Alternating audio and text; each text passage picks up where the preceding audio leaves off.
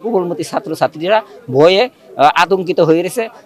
অনেক ছাত্র আজকে আসেই নাই এবং আজকে আসা আমাদের কি দাবি তারা বলে আমাদের মূল দল থেকে কমিটি দিতে হবে এই ধরনের। আর উনি একটা দুইজন মানুষের নাম এখানে দিয়ে গেছে, যে একজন মানুষের নাম দিয়ে গেছে মিজান। এই মিজানের আচার আচরণ স্বভাব চরিত্র অত্যন্ত রূঢ়, যে মানুষের কাতারই পড়ে না। এরকম একটা মানুষ যদি প্রতিষ্ঠানের সদস্য হয় তাহলে শিক্ষক কর্মচারীদের মান সম্মান বলতে কিছুই থাকবে না। তাই এই প্রতিষ্ঠানে শান্তি সুশৃঙ্খলা এবং ফিরে আসুক এবং ছাত্রছাত্রীদের আতঙ্ক ফিরে পুনরায় আমরা প্রতিষ্ঠানে ফিরে আসি আর ভালো লোক দিয়ে প্রতিষ্ঠান পরিচালনা পায়। আমি চাই প্রতিষ্ঠানের শান্তি এবং এইভাবে অতর্কিতভাবে শিক্ষকদের উপর হামলা, আমাকে উঠাই নেওয়া, আমাকে চাকরির হুমকি দেওয়া, কর্মচারীকে চাকরির হুমকি দেওয়া, তাদের মান সম্মানের উপর আঘাত দেওয়া, এটা আমি চাই না। এটা থেকে কিভাবে উত্তরণ হবে সেই ইয়াটা আমি চাচ্ছি। গতকালকে হঠাৎ করে আহমদ চেয়ারম্যানের ছেলে শাহিন নামের কিছু লোকজন এসে মাদ্রাসার সুপারভাইজারের রুমে আতঙ্কিত আক্রমণ করে। এক পর্যায়ে আমাকে একজন ওনাদের দলের লোকে একজন বলে যে একটা খাম দেন।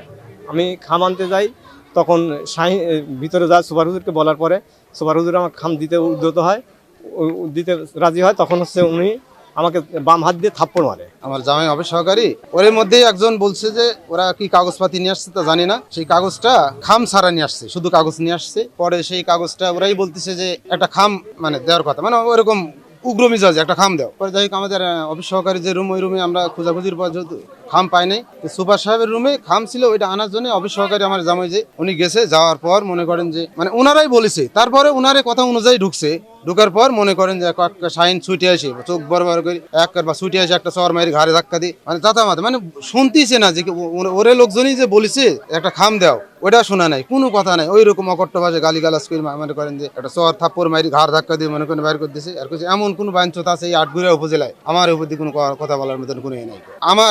আমি কর্মচারী পোস্টে চাকরি করি, আমার চাকরি খাওয়া দিবি।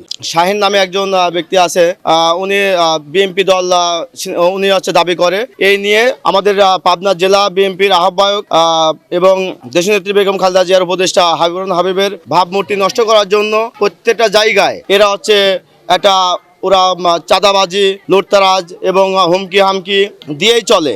এবং গতকালকেও আপনারা জানছেন এলাকাবাসীর মধ্যে যে আমাদের এই মাদ্রাসা প্রতিষ্ঠানে ওরা গতকালকেও শিক্ষক এবং শিক্ষার্থী এবং ছাত্রছাত্রীর মধ্যে একটা অতর্কিতভাবে এসে ওরা এখানে ঢোকে এখানে হুজুর আছে, ম্যাডাম আছে, এদের সাথে খারাপ আচরণ করে। ইতিমধ্যে আপনারা জানছেন যে এখানকার প্রতিষ্ঠানে একটা স্যারকে মারা হয়েছে।